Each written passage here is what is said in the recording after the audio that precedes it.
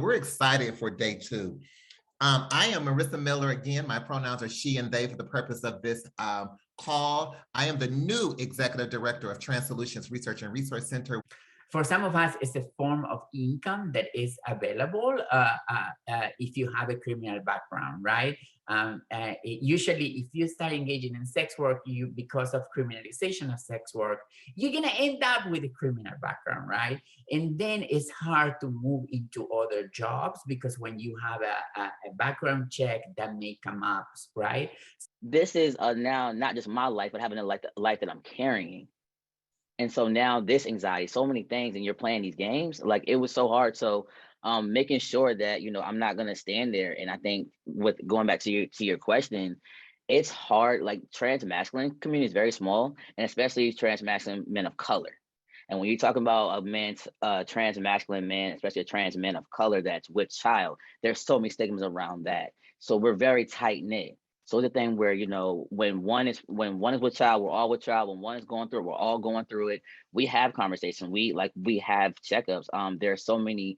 That's why there's so many organizations that are being formed now for trans men, because we're like seeing so many rights that we don't have data. We don't have, reproductive rights. We talk about Women's Day. It's like a hard conversation because you don't want to take up space, but then we are kind of including that with assigned female at birth because there's certain rights with reproductive. So where I go with that. So that's what I would say. I hope, as far as my community and what we do to advocate in situations like that.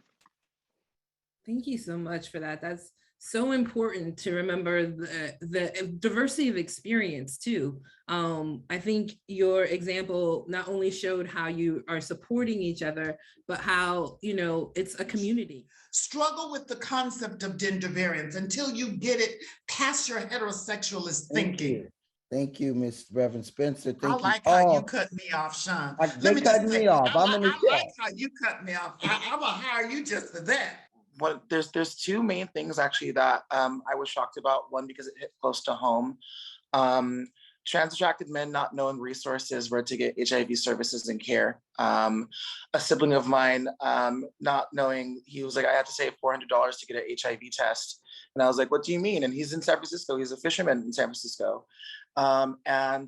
He introduced me to other men and people in Oakland and San Francisco, introduced me to their partners who were like, yeah, I had to pay for an HIV test. They didn't know that they're cis men who are in relationships with trans women. They're like, I'm straight, therefore I cannot go to LGBT spaces, not realizing that there's not a barrier or a wall, providing resources and materials for folks who are not necessarily the most kind of aware of queer health services in San Francisco and Oakland.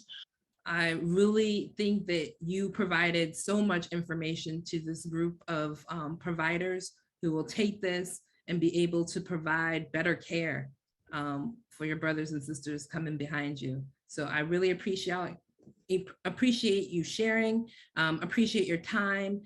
Let me just be clear that abolitionists were not only jailed and imprisoned, but they were murdered for their allyship, right? The Sikhs were burned in America for hiding slaves and helping to navigate the Underground Railroad. I need to see my alleged trans allies, where you sticky at? Where you dirty at? A really big thing of providing HIV testing and supports and cares in a nightlife rave setting. Young people don't necessarily feel welcomed at, say, a big LGBT center in a major city, right? People might not know about clinics, such as the, Dimensions Clinic, which is a specific trans and non-binary clinic for people 18 to 24 or 16 to 24 in San Francisco. Thank you all so much for spending this last hour with me and for all the incredible work that you are doing in your spaces and healthcare systems. Thank you. The members of the Summit Planning Committee for inviting me to speak at this important event. I want to start by thanking everyone participating in this summit